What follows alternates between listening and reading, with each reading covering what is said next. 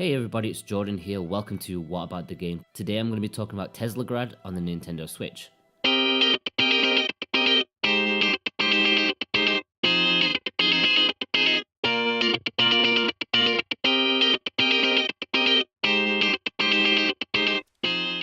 Teslagrad, a game that's been out a while, released on multiple platforms since its initial 2013 release. It even had a physical release on the Wii U. That's how much it's been around. Despite that, this is actually my first time playing it. I wasn't particularly looking forward to it. I never am with ports of older titles that have been on just about everything. But I am without a doubt very happy I chose to review Teslagrad.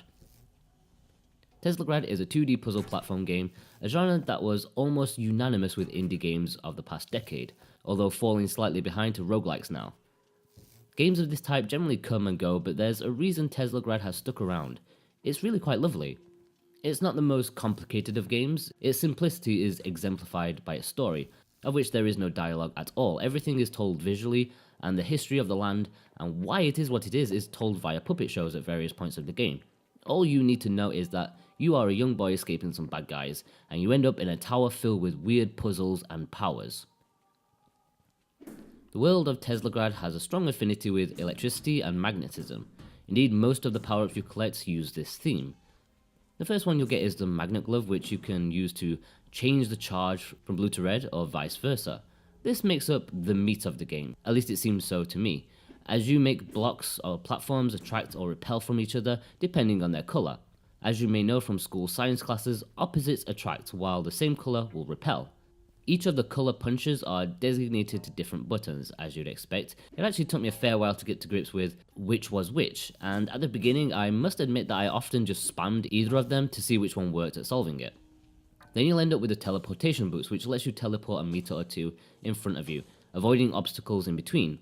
In all honesty, I found this to be the most fun part of the game, since it made the sometimes heavy platforming sections a lot of fun as you breeze through cages, walls, electrical beams and so on. It also gives you that extra reach to get you places that you couldn't quite get before with the normal jump. It's also rather inventively used in boss fights too. Later, you'll acquire a magnetic hood, which allows you to charge yourself with either magnetic colour, so you can attach yourself or repel yourself away from things. It's rather fun. Then finally, you get a staff which can be used to defend yourself and charge magnets. It's not a lot of stuff, nowhere near the expansive upgrades a big budget game would have to offer, but I kind of like it that it keeps it basic to match the short runtime, as well as truly milking the 4 things it gives you in just about every way possible. Teslagrad is a non-linear game, with elements of Metroid thrown in. Once you've entered the tower and gained your first power, you're welcome to tackle it in a few different ways. Then once you gain more abilities, the tower opens up for you even more. Despite the non-linearity, the game guides you pretty well as to where is next to go or where to explore. It's mostly a very genteel experience. While the puzzles and platforming don't treat you like an imbecile, you'll probably complete them without too much issue. It's just the perfect difficulty in this regard. Difficulty comes in from the boss battles. These are the definition of a difficulty spike. There aren't a lot of bosses, but when you do face one, you will know it. I actually like them, don't get me wrong, but most of them I had to try multiple times to defeat, especially that bloody bird, which I had to do maybe more than a dozen times. It did get slightly frustrating in these parts, but they were few and far between. Outside of just completing the main part of the game, there are also loads of scrolls to collect, 36 in fact. These are often well hidden or in precarious positions, and you'll need to go out of your way to collect them for sure. What do they do? Well, you need a minimum of such to progress at a point, which is slightly annoying, so you'll definitely want to pick them up if you see them. As far as collecting them all, you'll get a special ending, although for me, not necessary. I think Teslagrad looks really lovely. While the environments are really nice and hand-drawn, it's the characters that really stand out to me. I don't know what it is, but they just look so adorable. The main character pops off the screen so much, it actually reminds me of Paper Mario for some reason, which is always a high compliment.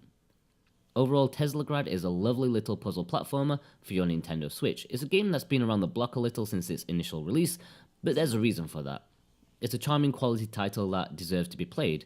If you've owned it before, then there's no real reason to go back, but first-timers may find the home console portability option the best option to play Teslagrad.